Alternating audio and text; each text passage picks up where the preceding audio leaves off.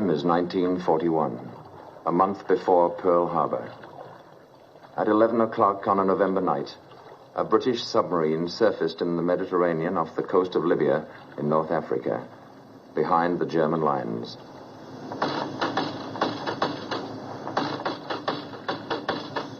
You sure the light carries that far? It should.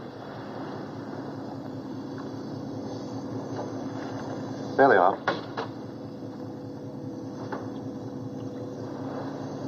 What'd you say? Says they're all set, sir. Tell them we're coming in. Come on.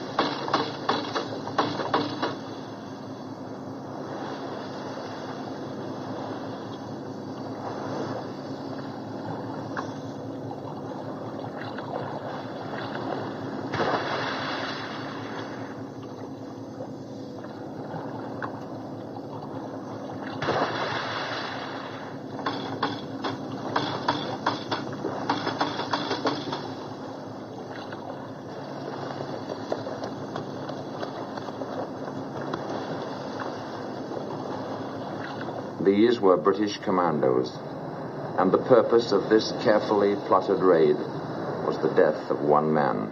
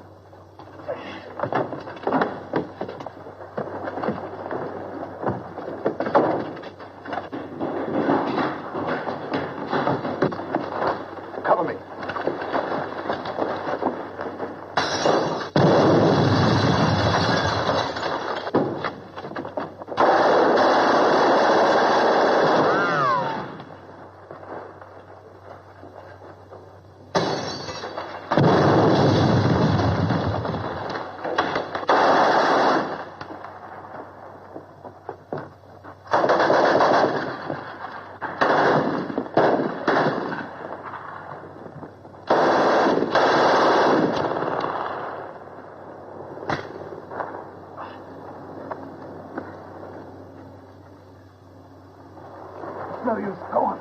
Get out of my arm. No use, Lieutenant. Get out of here.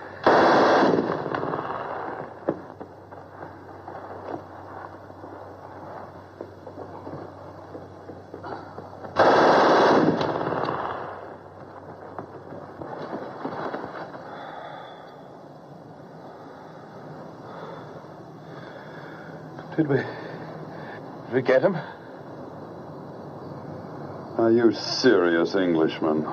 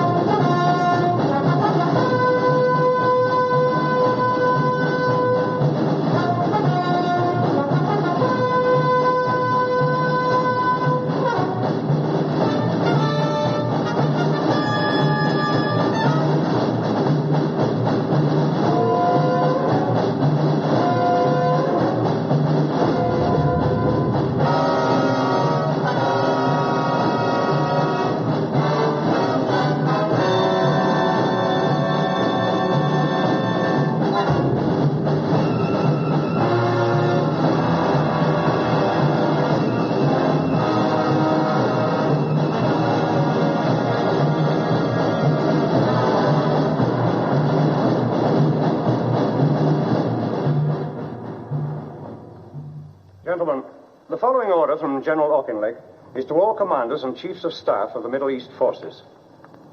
There exists a real danger that our friend Rommel is becoming a kind of magician or bogeyman to our troops, who are talking far too much about him. He is by no means a Superman, although he is undoubtedly very energetic and able.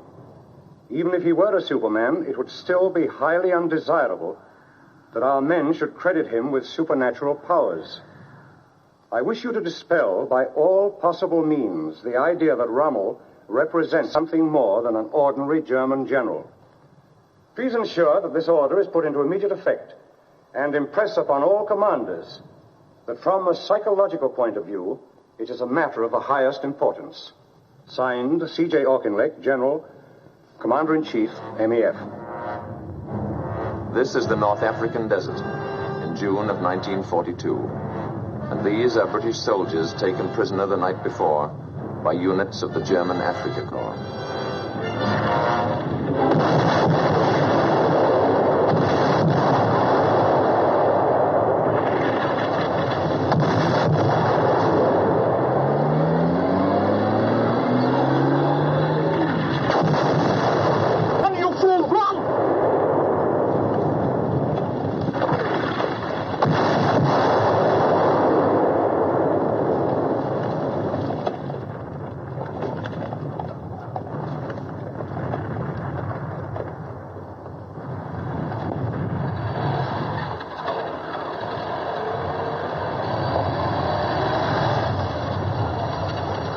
Come on, get out of there. Get over with the other prisoners.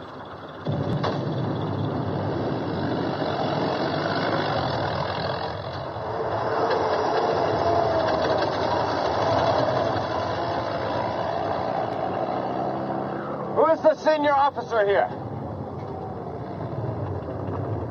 I am, I suppose. Come with me.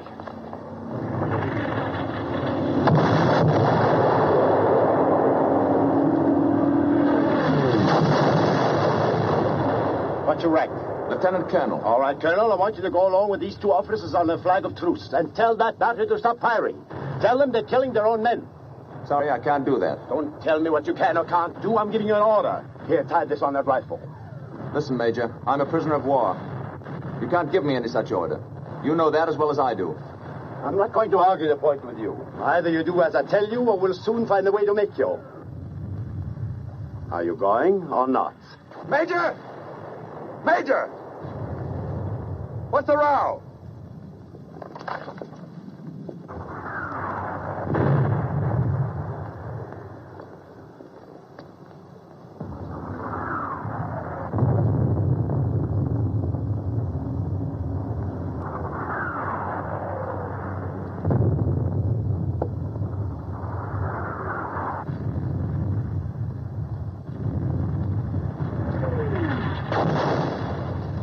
your marshal said, you're right. Field Marshal.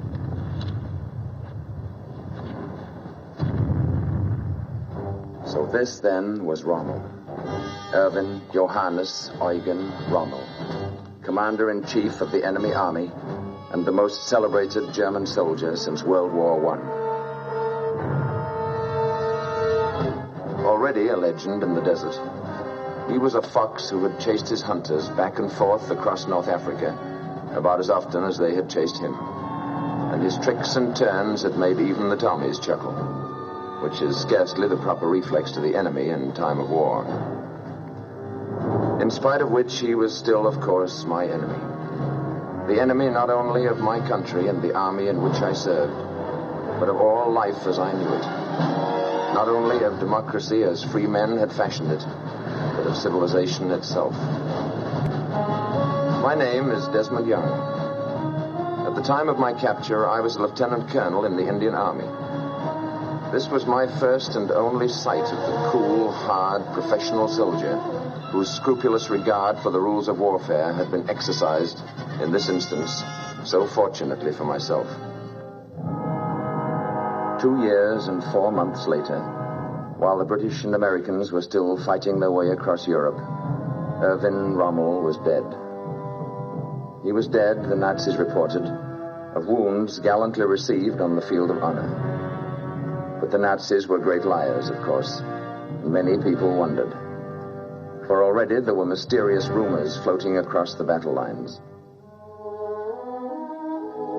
So, when the war was over and my military life behind me, I gave myself a mission. I set out to discover what actually had happened to him. What was the truth about his death? And on what field of honor had he died? In a modest home in the tiny village of Herlingen bei Ulm in Württemberg, Germany, I talked long and often with Rommel's son and widow, and examined his letters, reports, and other papers. In Germany, I talked to soldiers who had served with him, over him, and under him. In England, with men who had fought against him, from field marshals to desert rats. And in both countries, of course, I went to the official records. Based on these facts, what now follows is the true story of Erwin Rommel. The beginning of the end for this single-minded soldier came at 9:30 on the evening of October the 23rd, 1942, when at El Alamein, 6 miles of British guns...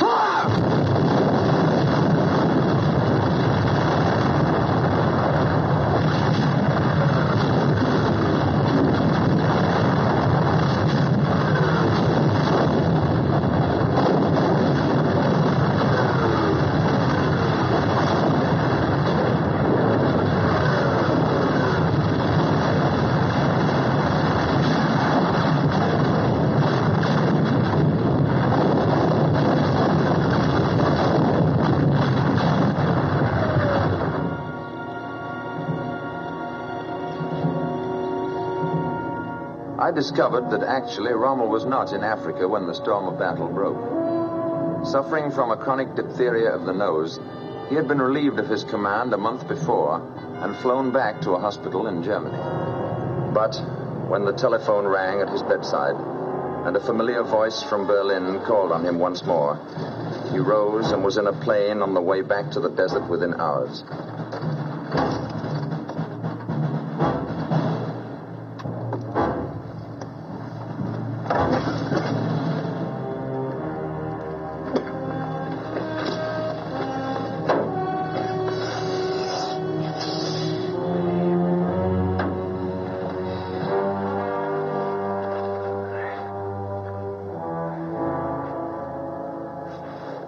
Wagner. Still a dandy, I see. Just luck, sir. Good to see you. Glad to see you, sir. Shall we take a look at those maps? Over here. Have you been byline? Oh, very well, I suppose. Did you see Frau Rommel? Yes, she came and stayed a week at the submarine. She and Manfred. Well, I hope. How does it look today? Oh, they simply got too much for us. Too much of everything. If they keep this up much longer, I've no idea how we're going to get out of it. Not with the amount of petrol we've got, anyway. Oh, we've got petrol? Some, but not enough. You mean it's still on the way? Neither on the way nor any prospect of it. Who told you that? I've talked to Rome 3 times in the past 2 days. There's no petrol on the way, nor any committed to us, as of 10 o'clock last night. Schultz. Holding it.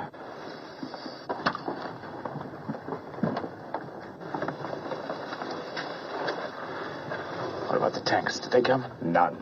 None since I left? No, none since August. What about the guns, the Nebelwerfers? Nothing, I tell you. And no petrol at all? Not a pint.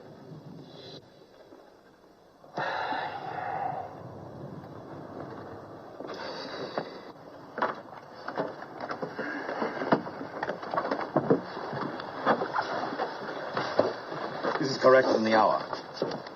Give me a stool, will you?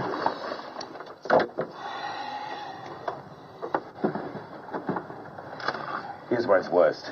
The 15th's in a bad way, barely hanging together. They drove everything What's in there. this? The Trent Division, they came in here. Yes, I see now. How far's this armor? No further. They're doing pretty well. Where are my maps?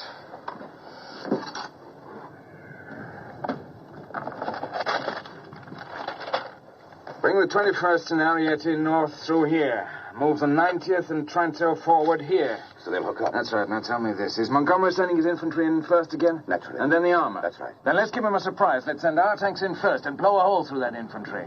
If it works, we'll be on top of his tanks before he knows what hit him, with our infantry pouring in to polish it off. Very good, sir. If it doesn't work, we'll know better than to try it the next time. Come on, Altinger. You're not going up now, are you?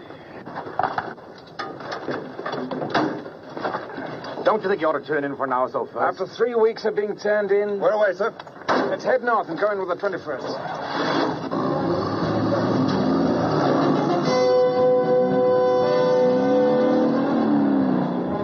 But there was now another fox in the desert, an even craftier one, perhaps. And if the battle boiled into confusion during the next few days, it was a confusion that was clearly more and more in Montgomery's favor.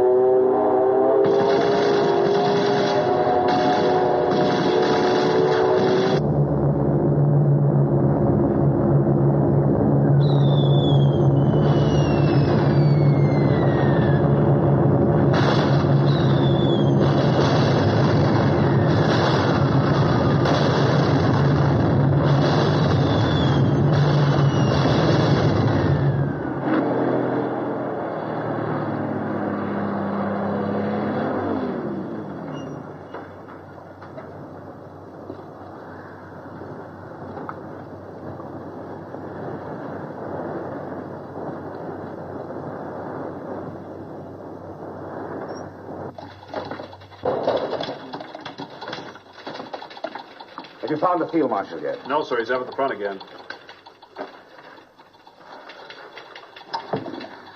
I don't know how the men in the line feel about it, but so far as the staff is concerned, I'd just as soon have a commander-in-chief with a little touch of cowardice about him. Just enough to have him back here at headquarters every now and then. Keep after him, will you?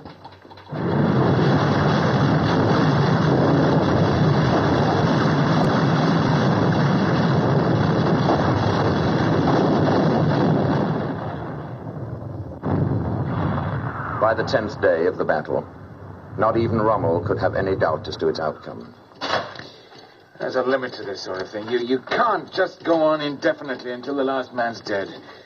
It's all very gallant and all that, but it's also pretty idiotic. Fantoma wants to pull back to Daba. What about Miller? No answers yet, sir. Where are you from, son? Goslar, sir. Really? I was stationed in Goslar once with a mountain battalion. We did a lot of skiing there. Do you know that run? Very well, sir. Are you any good?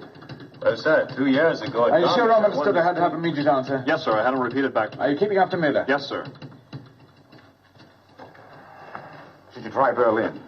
call if he can. Nothing yet, though. No, but he knows the situation. I sent him the whole story last night. If there's anything he can do, he will. No matter what you say to Berlin, we're only a sideshow, and you know it.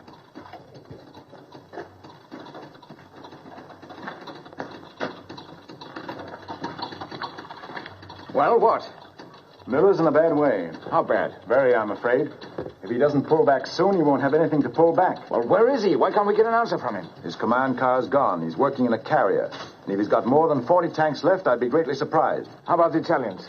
Miller thinks they've had about as much as they can take. Rome calling, sir. Well? Field Marshal Kesselring regrets. Well, that eliminates any further speculation anyway. It's now a simple matter of mathematics. With the petrol we've got left, we have two choices. We can remain here and be destroyed. Or we can pull out tonight and dig in somewhere for the next round. You think we still can? Pull out? Of course. Why not? Montgomery's got no petrol shortage, remember? No, but I don't think it'll be too difficult. Montgomery's a very deliberate fellow. He wouldn't dream of leaping after me the way I'd leap after him. He'd have to think about it a bit first. I don't see what else there is to be done. There's nothing else. Let's have plan C and notify all commanding officers to stand by for important orders. If we can move quickly enough... Berlin calling, sir. Who in Berlin? The Führer.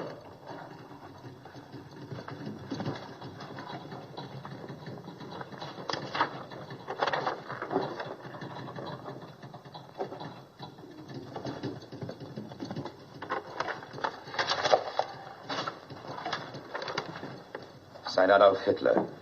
The situation requires that the El Alamein position be held to the last man. There is to be no retreat, not so much as 1 millimeter. It must be victory or death. I can't believe it. You still got Berlin? Yes, sir. Ask him to repeat that message. Yes, sir. I know, but it's not him, I tell you. It's those hoodlums again, those thieves and crooks and murderers, those toy soldiers, those dummy generals with their books and charts and maps and pointers. How can he listen to such nonentities? How can he even stand the smell of such filth? Why doesn't he slaughter the lot of them and use his own intelligence? I have your repeat, sir. Well, go ahead, read it. The situation requires that the El Alamein position be held to the last man. There is to be no retreat, not so much as 1 millimeter. It must be victory or death, signed Adolf Hitler. It's incredible. You're not going to pay attention to such nonsense, are you? It's an order, Byline, a military order from General Headquarters. A clear, straight, stupid, criminal military order from General Headquarters. And what are you going to do? Double the insanity by obeying it? We've got the best soldiers in the German army here. They may be just hanging on now, but they're still a force. They're still fighting. If we take them out now, they can fight again tomorrow. But this is sheer madness. It's out of the Middle Ages. Nobody has said victory or death since people fought with bows and arrows. Why, this is an order to throw away an entire army. If I may remind you, sir, here in the field, these men are yours, not his. I just can't understand it. I can. He's insane. He's not insane. But neither am I.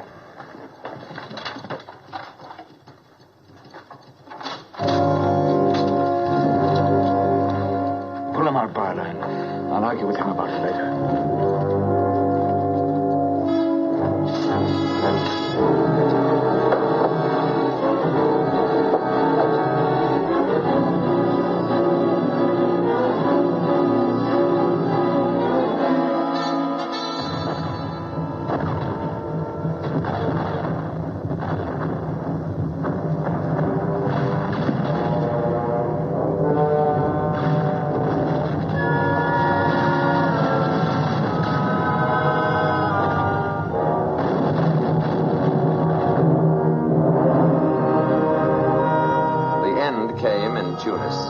When the Axis forces were caught between the British, the Free French, and the Americans under Eisenhower, and surrendered unconditionally.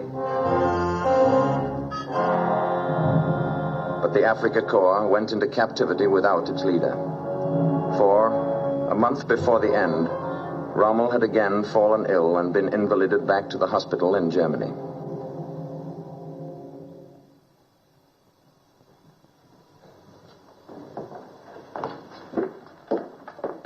Good morning, Sergeant. Morning, Frau Rommel. Manfred. Morning. Dr. Stalin? Karl Stolin, Lord Mayor of Stuttgart. Dr. Stolin is an old friend of the Field Marshal's. I understand you'll find him much better this morning. All he needed was a little rest.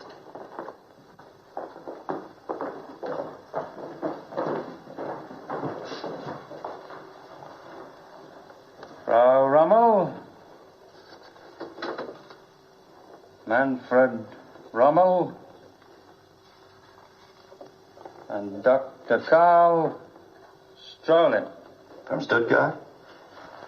Not only from, but Lord Mayor of.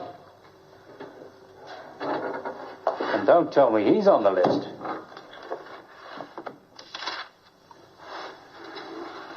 Dr. Karl Strolin, Lord Mayor of Stuttgart. She says he's an old friend of the Field Marshal. Nevertheless, here he is. To be kept under the closest observation whenever discovered beyond the precincts of Stuttgart. Not that it could really be described as an argument.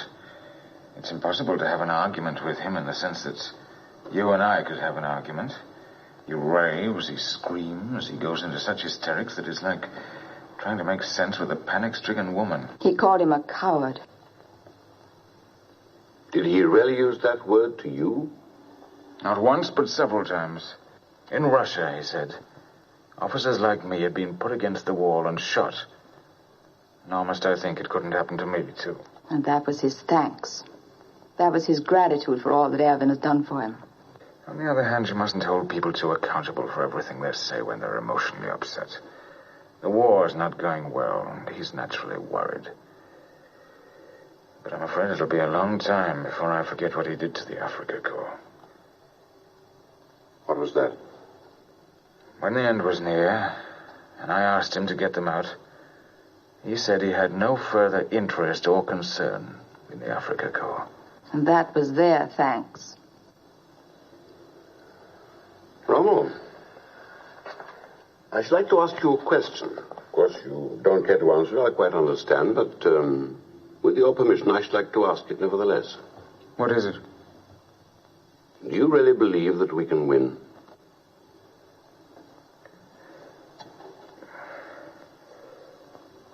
I'll tell you what he believes. Yes? He doesn't think so. He told you that himself? He did. And he understands what that'll mean this time? Apparently. Then why do we go on? Because we have no choice. Because no country we're fighting, England, America, or Russia, will make peace with him. He admitted that. And it's the truth, of course. In other words, while he remains as leader of Germany, we must fight on until we're destroyed.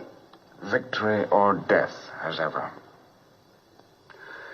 So I take it that he didn't mention the obvious solution to the situation. What do you mean? Abdication. Now, my dear Strolin. I'm afraid we must go, dear. Must you already? I have a train to catch. We'll come back after supper. Let's have coffee together. Goodbye, Strolin. It was good to see you again after all these years. We won't let it be so long next time. Do you think they really would, Father? Would what, son? Shoot you? No, of course not. That's just his wild way of talking. You mustn't pay any attention to that. Or shoot his greatest general. You shouldn't have said that in front of him. Come along and stop talking nonsense. Until this evening, dear? Come earlier, will you? He's a good-looking boy, isn't he? A very nice boy, too. But were you entirely truthful with him? About what? When you told him that he would never put you up against a wall? But of course. Has the possibility ever occurred to you that he might turn on you? But why should he? He's turned on others. He'll never turn on me. What about some of those fellows round him that don't like you? Himmler, Bormann, and that crowd. Don't they ever influence him? Very often, indeed. You don't think it's possible they might influence him against you someday? It's possible, yes, but I don't see that it's very likely. But in the remote possibility that they did, have you ever considered what might become of Lucy and Manfred? I've never thought about it. But what on earth are you getting at, anyway? I think you should. That's all. You haven't changed a bit, Doctor. You always were something of an odd fish. But there's no need for you to worry this time. We're in no danger, none of us. And if you take a word of advice from an old friend, you better not talk like that to everybody. I don't. Only to those I know very well and am very fond of. Goodbye, Rommel. Goodbye, Strolin. Come again if you can. I'll try.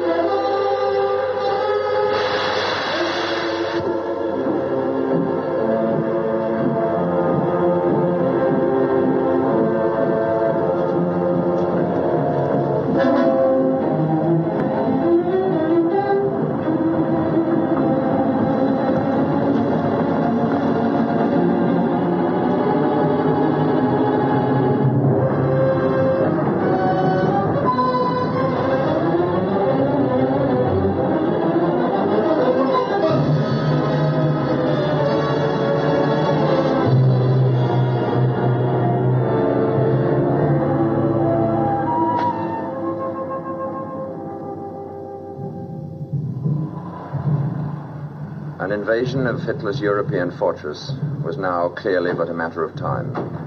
And in November of 1943, Rommel made a tour of inspection of the Atlantic defenses, preparatory to taking command of the Nazi forces that were gathering to resist the assault.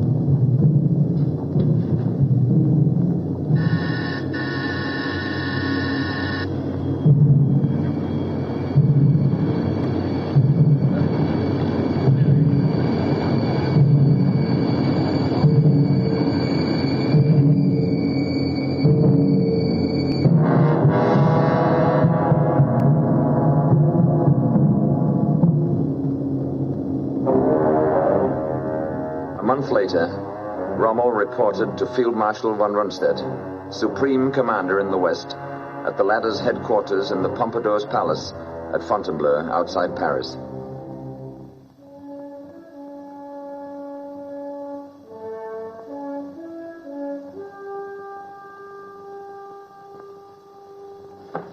Field Marshal von Rundstedt, gentlemen.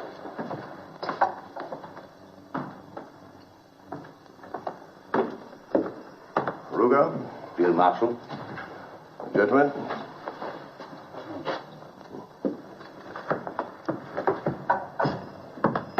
Good to see you, Rommel. Field Marshal. Well, now that you have had an opportunity to examine it closely, what do you think of our Atlantic Wall? I'm afraid I haven't quite completed my report yet, but... Then we'll discuss it later, whenever you're ready. I don't imagine the mighty Eisenhower will be on us for another day or so anyway. Wasn't too much a tax on your strength, I hope? Not in the least. I'm entirely recovered now, thank you. I'm delighted. You're being well taken care of, gentlemen? Yes, indeed, sir. Bow, will you be so good as to divert our friends while Field Marshal Rommel and I have a few moments of private meditation? Yes, sir.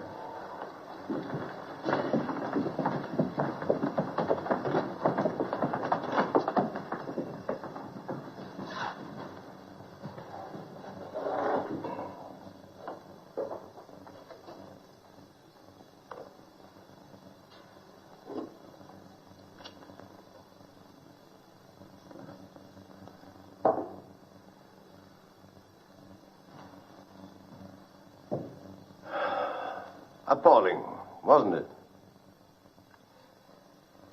You can't even see why it's called a wall. The big ports like Havre and Ostend and Cherbourg are protected well enough, but the enemy's not coming in on the Queen Mary. Nothing at all has been done about the beaches. Why, I saw 50 places where an army of children could come ashore. The trouble is labor. We have the plans for fortifications the devil himself couldn't breach. Solid steel and concrete from Denmark to Spain. I'm afraid our French friends aren't being as cooperative as they might be. Even when driven to the job, they move like snails. Either we break it up while they're still waiting ashore, or we're in trouble. Is that the way you'd meet it? Stop them on the beaches. Crowd the water with mines and traps and tricks and hit them while they're busy trying to keep themselves from drowning. Here. Down here. And here. I don't agree with you. But the difference of opinion will probably remain academic. As it happens, neither you nor I will determine the tactics in this operation. Not above the regimental level, anyway. You mean Berlin? I mean the Bohemian corporal himself is assuming sole and total command of this operation. You and I will function simply as instruments of his astrological inspirations. And in case you're afflicted with an understandable skepticism, this is official. But that's an utterly impossible situation. Then you should by all means explain that to him. You've made no protest yourself? After you've interfered a dozen times or so with a man's rather enthusiastic determination to cut his own throat, there comes a moment when you're inclined to stand back and view the whole matter with a certain detachment. You've no objection to my pointing this out to him, have you? On the contrary, I bestow my blessings on your courage and optimism.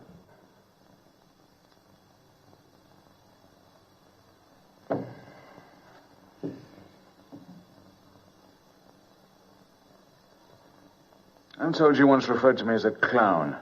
The clown of Hitler's circus. Oh, did I? If so, I think you should know I've been a great deal more explicit about you, many times. Well, that's quite all right, Field Marshal. I find it almost impossible to keep my mind on anything harsh said about me. Did you say it? Whoever said it, you've given him ample reason to regret such a foolish remark. Thank you, Field Marshal. Not at all. Is there anything else? I don't believe so at the moment.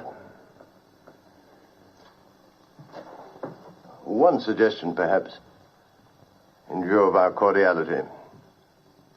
If I were you, I wouldn't be altogether unguarded about what I had to say about this new strategic arrangement. I think you should know that from now on, you'll be under more or less constant observation here. From Berlin? Friends of the management, I believe. Have you any information as to why I should be singled out for such attention? Oh, but you're not. We all are. Apparently you didn't have it in Africa. But here on the continent, it's an honor that goes with staff rank. You too? My dear fellow, I'm the commander-in-chief.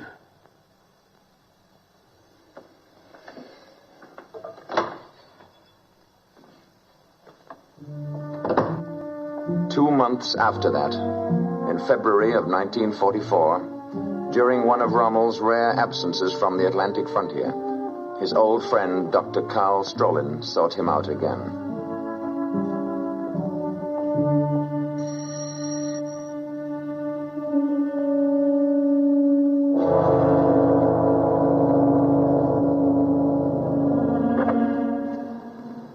Good afternoon, sir. Good afternoon.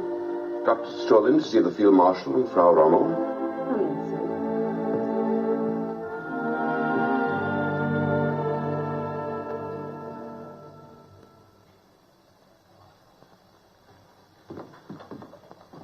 Eisenhower won't try it until spring, of course. But I doubt if I'll get home again before then. Are we ready for it? We will be, I hope.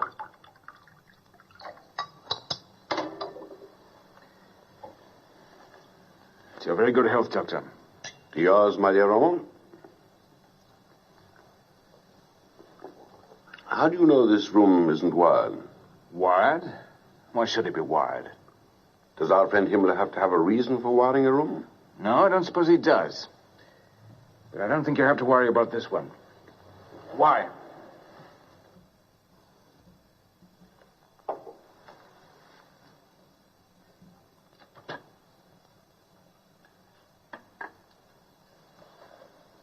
Because I want to talk to you without being overheard. About what? About the Hitler situation. If this is politics, Strolin, I don't want to hear it. Had you rather see Germany destroyed? It's not a matter I want to discuss, I tell you. And I'm surprised at you. That's a communist position. Oh? Is it? Defeat against him, all that sort of thing. Unite us. Would you call General Beck a communist? Of course not. Or Karl Gödler, the Lord Mayor of Leipzig? I've never heard that he was. What about Falkenhausen? No, but... What about Heinrich von Stupnagel? No. Von Neurath, von Hassel? Are they communists? Are you trying to tell me seriously that men like that are questioning his leadership? Not just questioning it. They intend to end it. You mean you've talked to those fellows yourself? To them and to many others, and not only soldiers either. Churchmen, labor leaders, lawyers, doctors. Members of the government even. Not too many of them, but sound men. Every one of them. How long has this been going on? Since 38.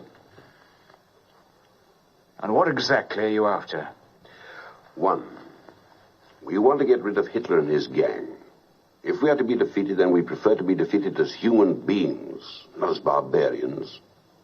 Two, whether we win or lose, we want to live again like decent people, without fear. Look, Strolin, I don't want to get mixed up in this thing. What they do in Berlin is their business, not mine. I'm a soldier, not a politician. You still think you're perfectly safe? Who knows who's safe and who's not in a situation like this? I'm a sane man, you'd know. That's a lot of rubbish. And you know it. Well, I hope you're right. And perhaps you are. After all, you are his favorite, and I can think of no one who's ever questioned the deep and enduring gratitude that he's always shown to those who've served him well. No one's in any danger here who does his job properly. Oh, then, of course, you have nothing to fear. And if something did happen unpredictably, you'd still have the comfort of knowing that the lives of Lucy and Manfred would be safe and snug in the soft, gentle, tender hands of that brave little band of patriots he's gathered round him. I'm afraid that kind of talk doesn't amuse me. I'm not trying to amuse you. I merely reflect on your extraordinary good fortune. I wish you'd think about that, too, sometime. Not the blood on his mouth, but what a godsend he is to you personally. Not only in your home, but in the field as a soldier. How many other generals can boast the favor and support of a leader so gifted in the arts of war? That's enough, Strolin. But surely you haven't forgotten how brilliantly he refused to be seduced into an invasion of undefended England right after Dunkirk? Or how brave he was at Stalingrad when von Paulus wanted to withdraw from the trap? What other man on earth would have had the courage to send that brief, simple, thrilling command? Don't retreat so much as a millimeter, victory or death. Would Napoleon himself have dared? That's enough, I tell you. Afraid even to think about it. Stop talking to me as if I were a child and you were schoolmaster. Don't you think I know what you mean? But what of it? Who asked me for my opinion? And suppose I told them what I thought, that what they're doing beyond every other consideration is stupid to the point of imbecility. Who do you think would listen to me? Have you ever tried? Of course. I'm being told to mind my own business. And who's to say they're not right? Surely you are naive enough to think that a soldier must approve of every detail of his government before he can fight for it. What army could exist like that, with every man in it free to decide what he will or won't do? The truth is that a soldier has but one function in life, one lone excuse for existence, and that is to carry out the order of his superiors. The rest, including government, is politics. And if I must remind you again, I'm a soldier, not a politician. What the government does... Oh, stop hiding behind that bloody uniform of yours. What do I care about your philosophy of the soldier? All it means to me is that you're terrified and hiding under a lot of rubbish about the functions of a robot. Have you forgotten that I've known you for 20 years? Why, I know exactly how you feel about that abomination in Berlin. What I can't understand is this chicken-hearted willingness to go marching right down into hell with a beast you loathe and despise. Where's all the sense and courage you have in the field? Haven't you any of it here? I think you better get out of this house. Now. Not until you've shown an old friend the decency of honesty with him. And if reason won't work, very well then I'm prepared to go further. I've no intention of stirring from this room until the truth has passed between us. Or had you rather I call the guard and charge you? That you will never do. And may I ask why you know so well what I will or won't do? Because Lucy told me that you wouldn't. You've already talked to Lucy about this? Of course. And she sent you to me? Not at all. She merely told me how you really feel about our sainted leader and his glorious reign over Germany.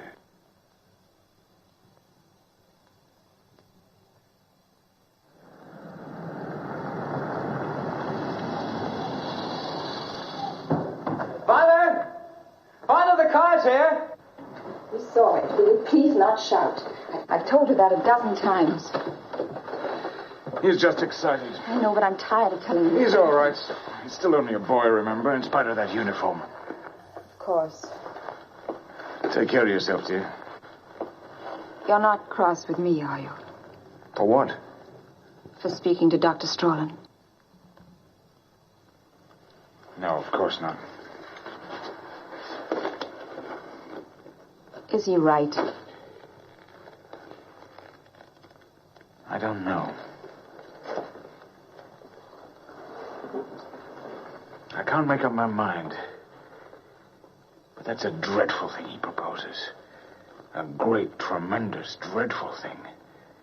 I don't know that I can go along that far with him. Then you shouldn't, if you don't think he's right. I didn't say he wasn't right, but even so, is that the only way to handle it? Treason. For that's what it comes down to, no matter how right you think you are.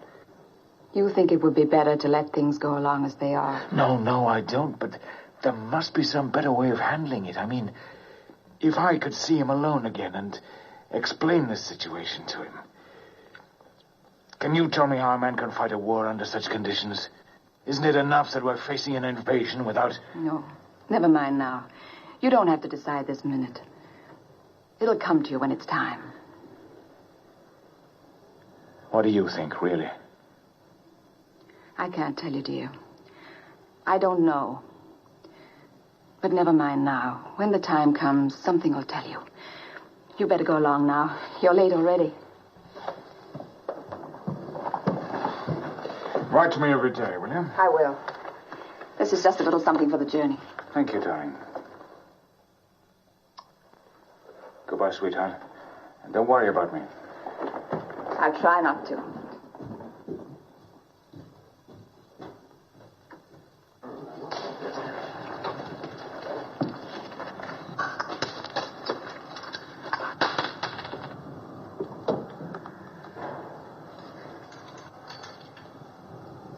That's all, please.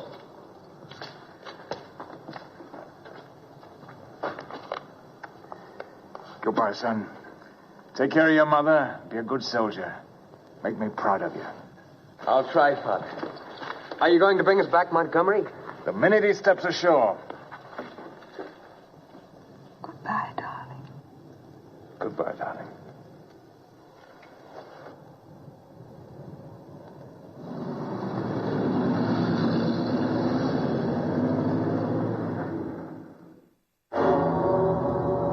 And then, finally, after 4 long years of preparation, it came. D-Day. And the greatest armada and the vastest movement of men and arms in the history of the world rose from England and set out for the assault on the beaches of Normandy and the German fortress of Europe.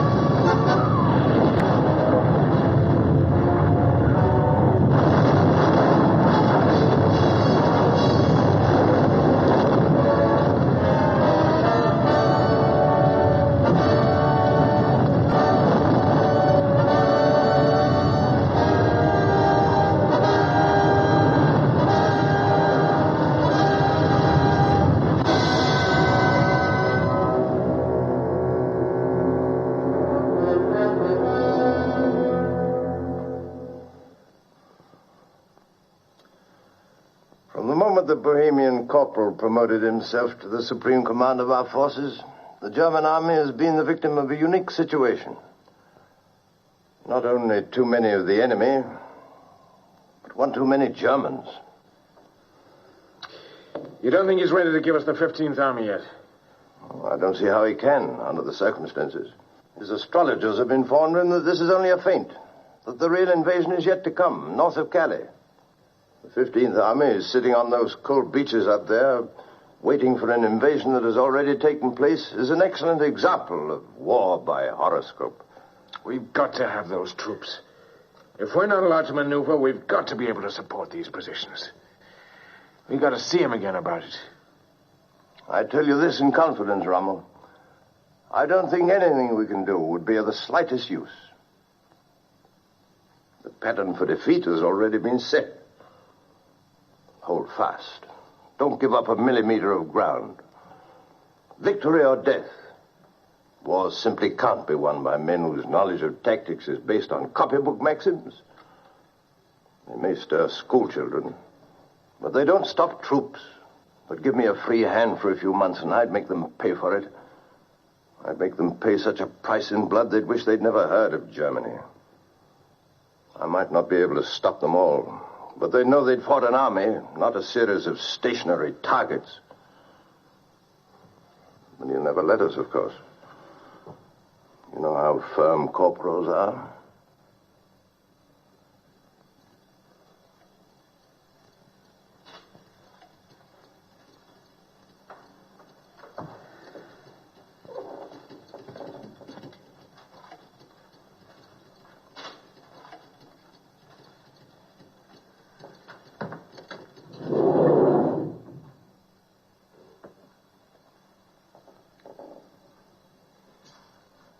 Do you happen to know Karl Strolin?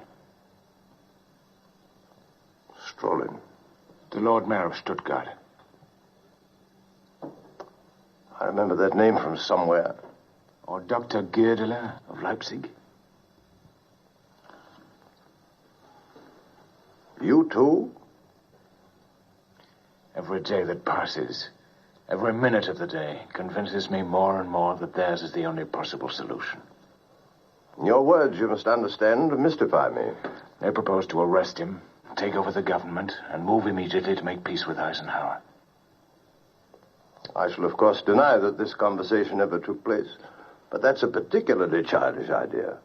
Eisenhower's not going to make a separate peace. And why should he, with things going so well as they are?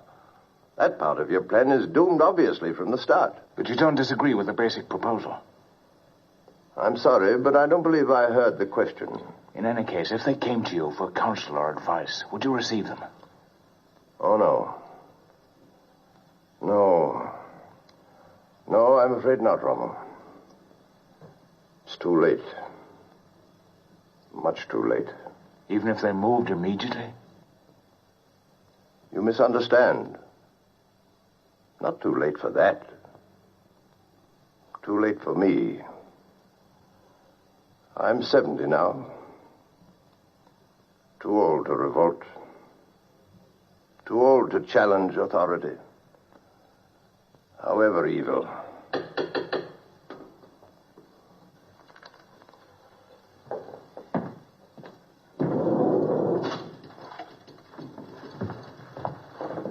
Berlin calling, sir. Marshal Keitel.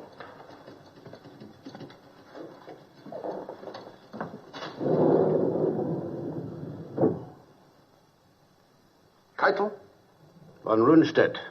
Yeah. Is this true about Cherbourg? I'm afraid so. But this is dreadful. How can I give such news to the Fuhrer? You've reported misfortune to him before. Why should this one present such a problem to you? But that's just it. We've had nothing but bad news for weeks. Isn't there any good news I can give him at the same time? Have you checked on the Russian front this morning? We're not discussing the Russian front. We're discussing yours. This whole situation in the West becomes worse with every report. I'm actually embarrassed to have to give him another disappointment like this. Can't you think of anything we can do about it? Certainly. Give us those 90 divisions of the 15th Army who are sitting around Calais playing cards. You know that's impossible. The Fuhrer has already explained the necessity for leaving them there. Very well, then. Give us permission to pull out of Normandy and set up a line that we can defend properly. Your orders are to fight where you are, and that's exactly what he expects you to do.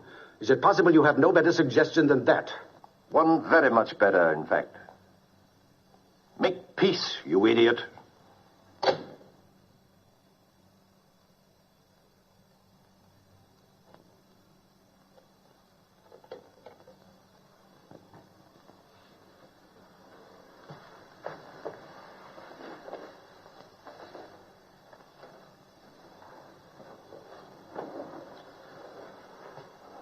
Goodbye again, Rommel. He'll never report that.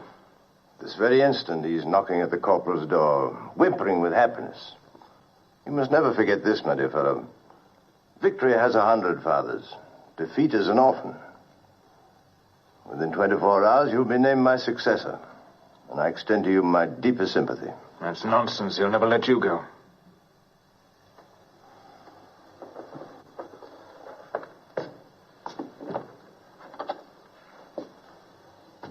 But not too old, I might add, to wish your friends the best of luck in that extremely interesting project.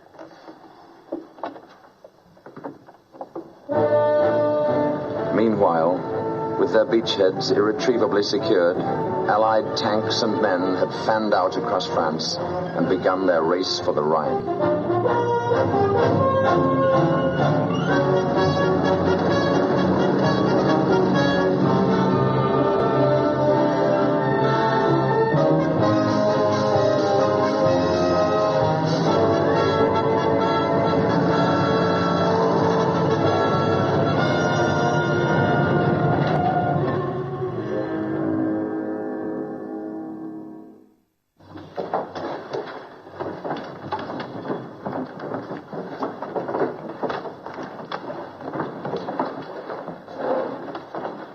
These where you can get to them quickly.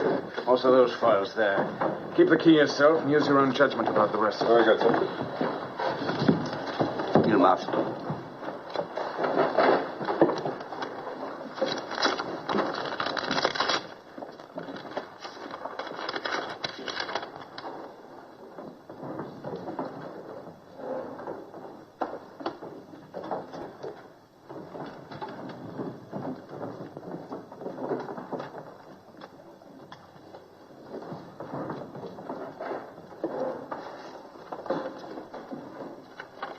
Where is he? In the small room. Holding her? Yes, sir.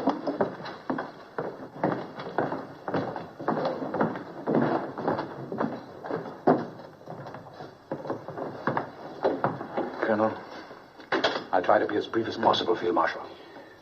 perhaps you better keep an eye on the corridor. Yes, sir.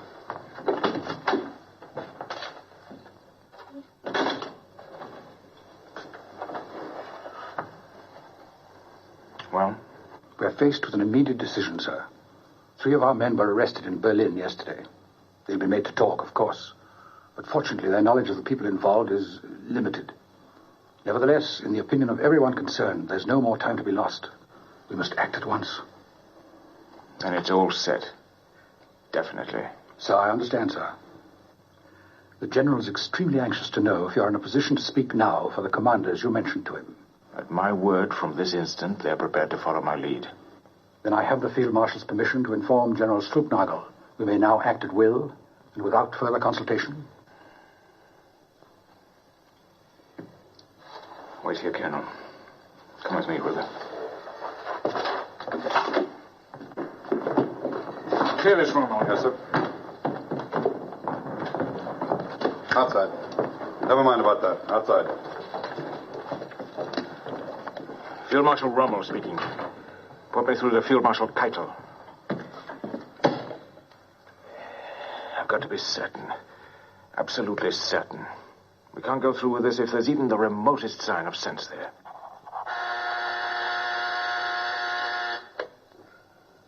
Keitel. Rommel? Now listen very carefully, Keitel.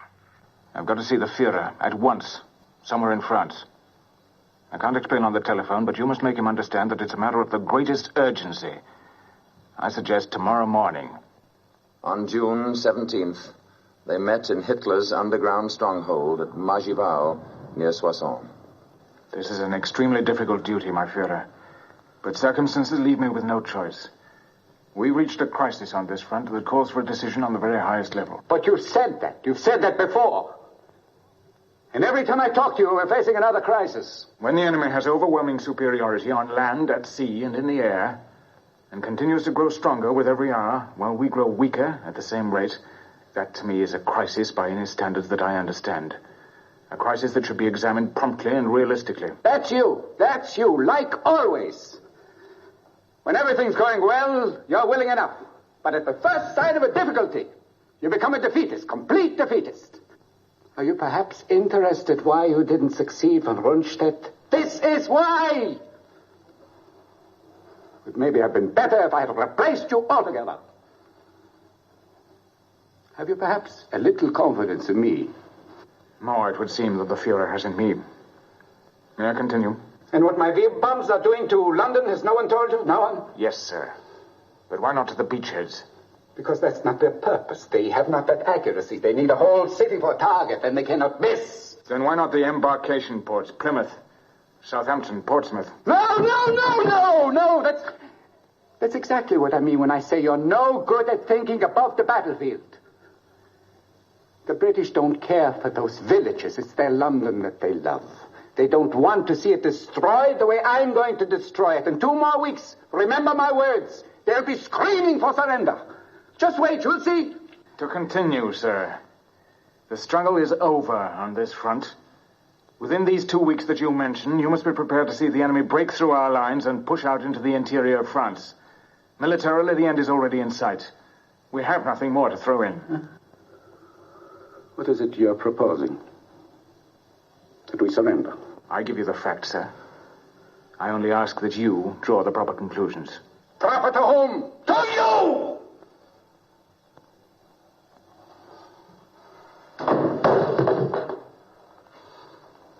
I suggest to you, Rommel, that you confine your genius to fighting and leave the conduct of the war to those who are responsible for it. My apologies, sir. Now, if the Führer will honor me with his advice... That V weapon, for your information, happens to be only the first in a whole series of weapons that will completely revolutionize all warfare.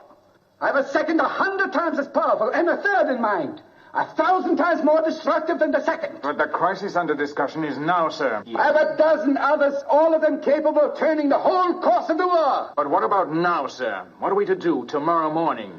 While you've been deciding that all is lost, we've been working miracles, determining the course of history for centuries to come. In the workshops and the laboratories, we've been turning out machines of destruction such as the enemy has never dreamed of. I have one in mind. I have the weapon in mind.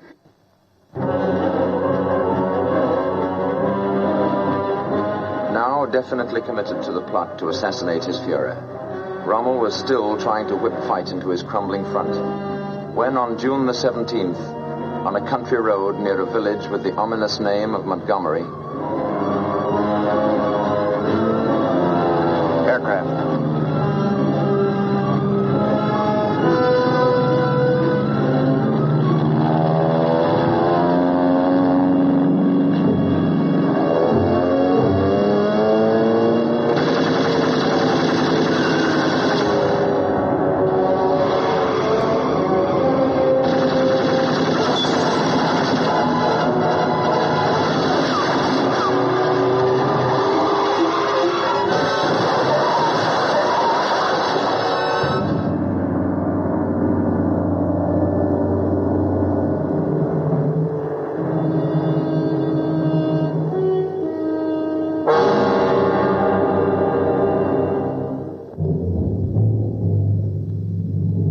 Later, on July the 20th, while Rommel still lay unconscious in a hospital in France, Adolf Hitler and his staff gathered for their fateful conference in a fortified barracks at his headquarters in East Prussia.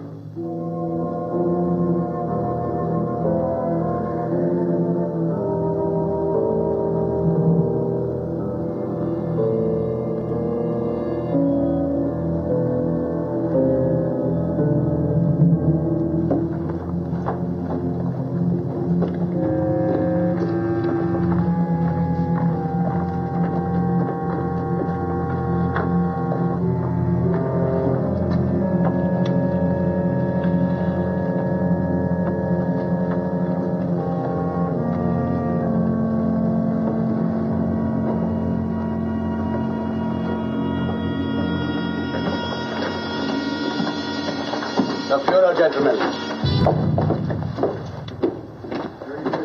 And his panzers like a cavalry officer. Thank you, gentlemen.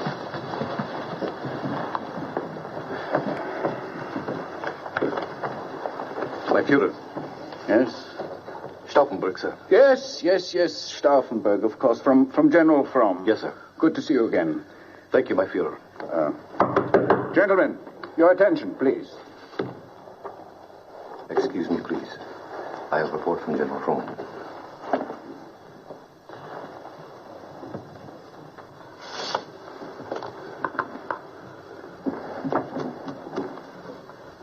Where's Scaring? On his way now, sir. Well, when you're fat, you don't move so fast. Huh?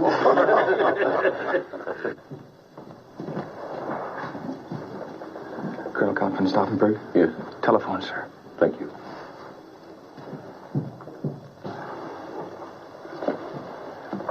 Excuse me.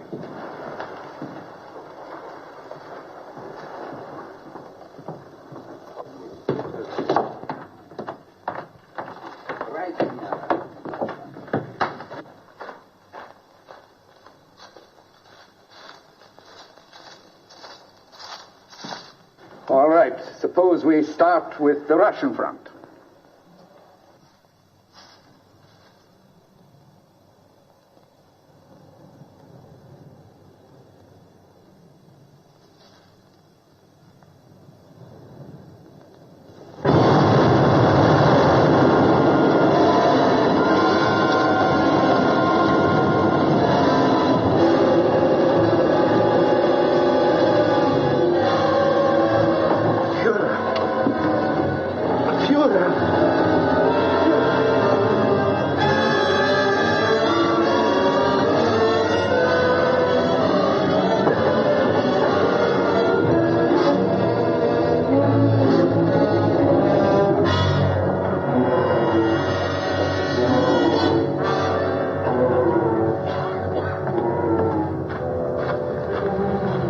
Are you all right, my Führer? I'm all right. For that failure, 5,000 suspects paid with their lives during the few days that Hitler spent in hospital. As for Rommel, recuperating at Hurlingen from injuries that would have destroyed any but the toughest of men, all public mention of his name suddenly stopped, and a complete and official silence settled over the very subject of the nation's most celebrated soldier. For 3 months he remained in this sinister isolation, until the afternoon of October the 13th in 1944. Keitel? How are you, Ronald? Getting along, thank you. Well enough yet to come up to Berlin? I'm afraid not yet. In another week or two, perhaps. Why? I could send a special train for you. That's very good of you, but I really don't feel up to it yet. Is there some particular urgency about it? How soon do you think you'll be ready for another command? Another 2 weeks, I suppose. 3 at the most. If we send someone there, would you be able to discuss the situation with him? Of course. Very well, I'll send Bergdorf. You know him, don't you? I've met him. Suppose I have him drive down tomorrow morning. Would that be convenient for you? Perfectly. He'll have full information and instructions. Will you give my best regards to Frau Rommel? I will. And thank you very much. Goodbye, then. Goodbye.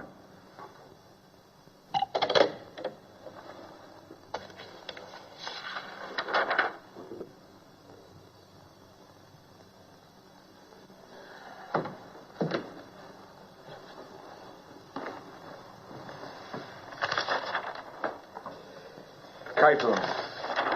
He's talking about another command again. When? When I feel like it, I suppose.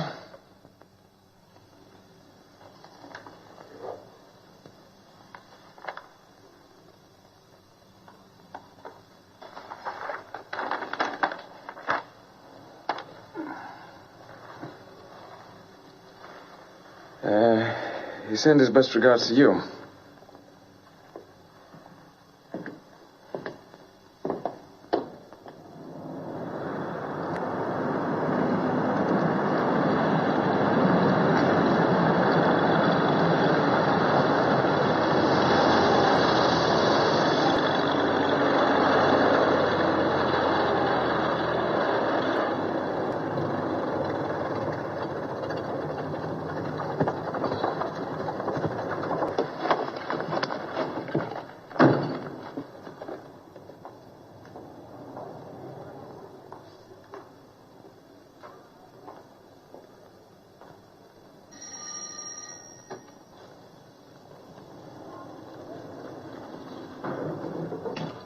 here to see Field Marshal Rommel. I'll tell him, sir. Would you tell him that... Come in, Bogjoff.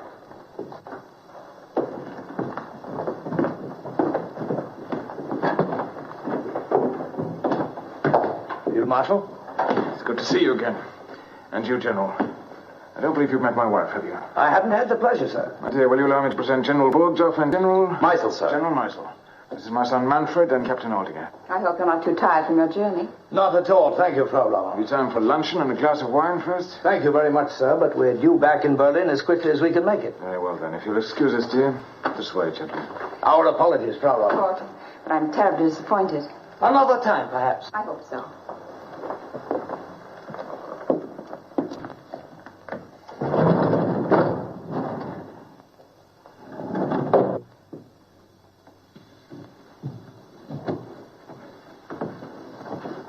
I hope it's the Russian front, don't you?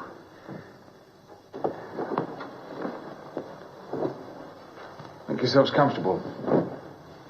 Smoke if you wish. I'm not like Montgomery. Smoke doesn't make me unhappy.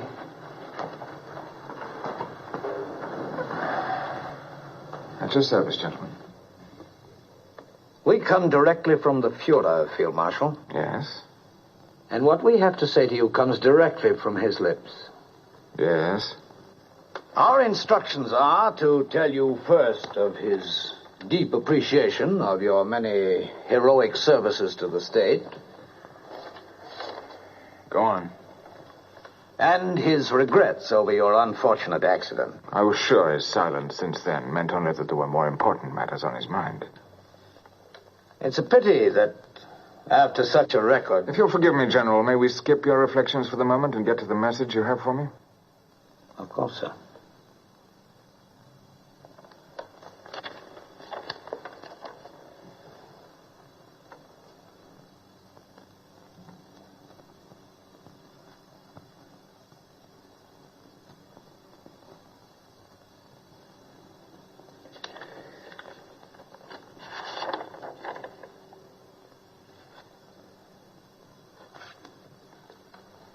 You'll observe that the charges are supported by an overwhelming body of testimony. I can read, thank you.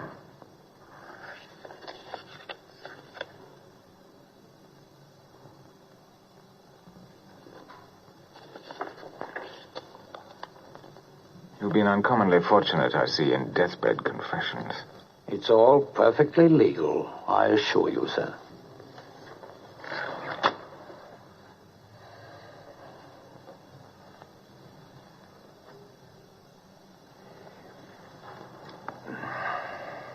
You may inform the Fuhrer that I look forward to answering these charges in court. You don't intend to deny them, do you? I said, you may inform the Fuhrer that I look forward to answering the charges in court. The Fuhrer is extremely hopeful that this matter can be settled without exposing it to the inevitable publicity of a court trial. Very well, then. Let him withdraw the charges.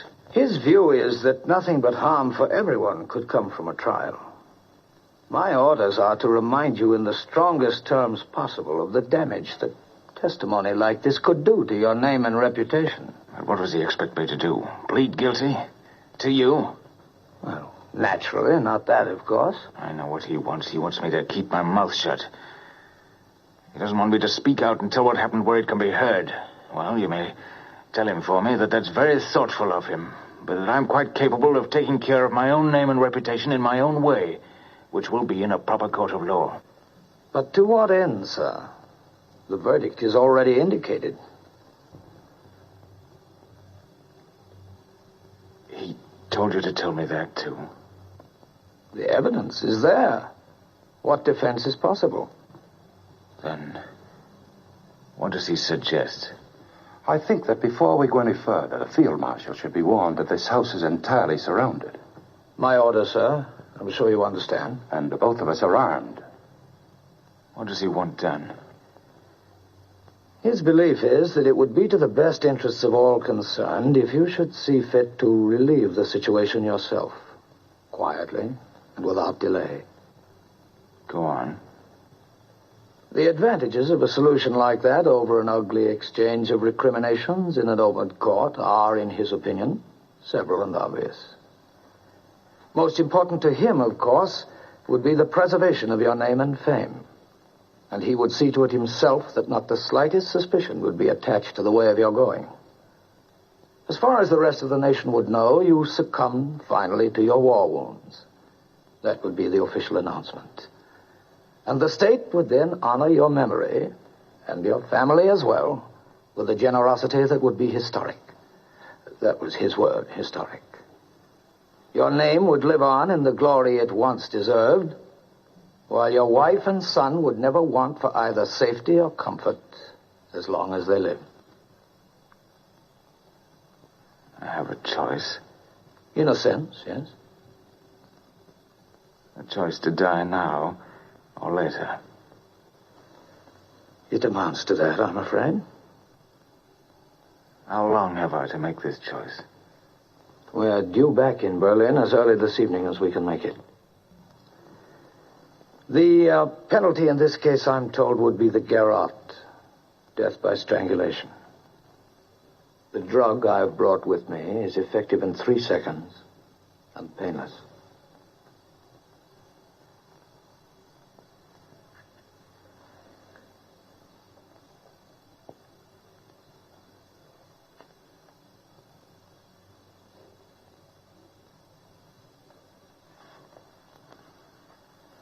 Tell him for me that in spite of the disadvantages you've been kind enough to point out, I'll take the trial. It may be, as you say, a futile defense, but I think it should be heard nevertheless. There might be some value in it for those who hear it. It might even move some to stop and think for a moment or two, as finally I did.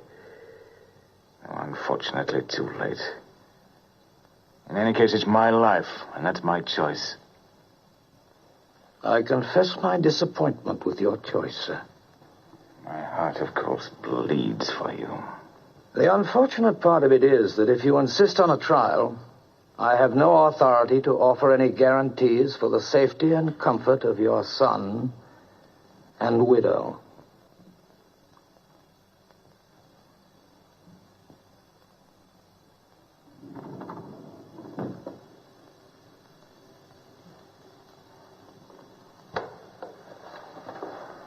They're coming out now.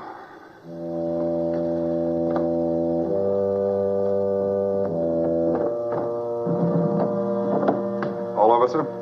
I believe so. We wait outside, sir. I won't be long. Well, we hardly expected such a...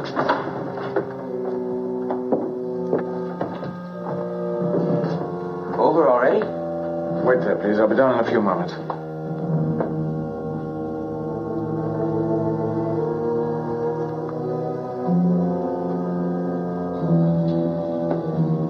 What is it, Owen? I want you to be strong, darling.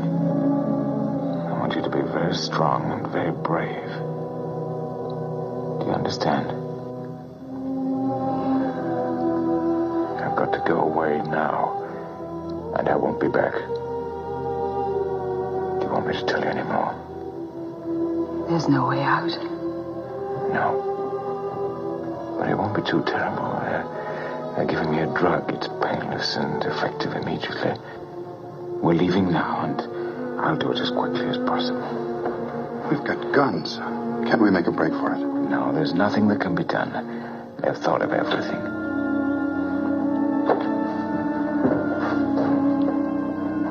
Well, at least we could get them. There's nothing to be done, I tell you. I've got to do exactly as they say. Yes.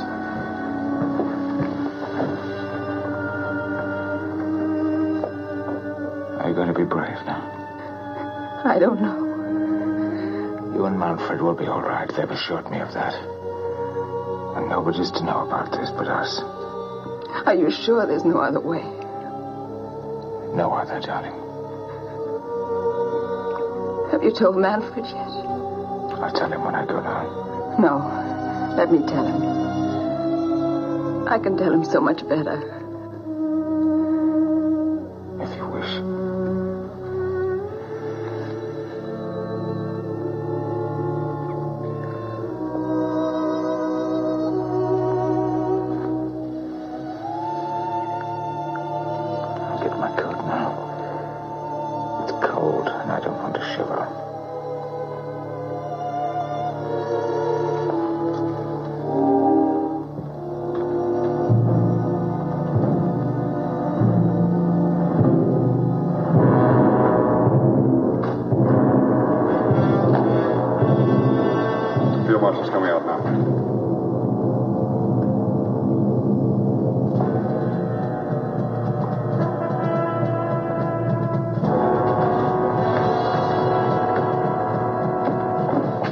going now? Why not?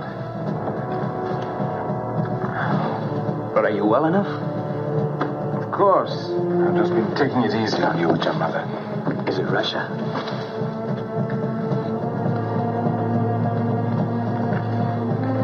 Goodbye, Aldinger. Old dear friend.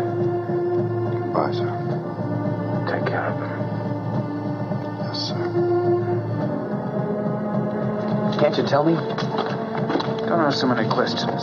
You're no better than to talk like that to a field marshal. But when will we know? Before very long.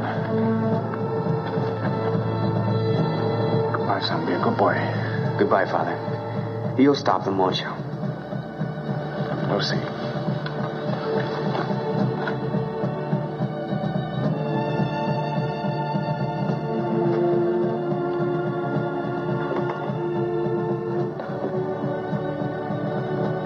Goodbye, dear.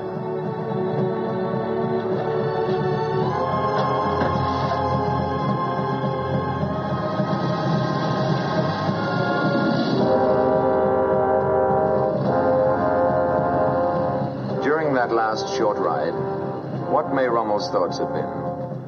Were they bitter that he had learned too slowly and struck too late? Or did they go back to the desert, where his military genius had first electrified the world? First at Mikaeli, then Tobruk, yes, and even El Alamein. In any case, his life and fate have best been summed up, ironically enough, in the words of Nazi Germany's sternest enemy, the Honorable Winston Churchill. His ardor and daring inflicted grievous disasters upon us, but he deserves the salute to which I made him in the House of Commons in January 1942.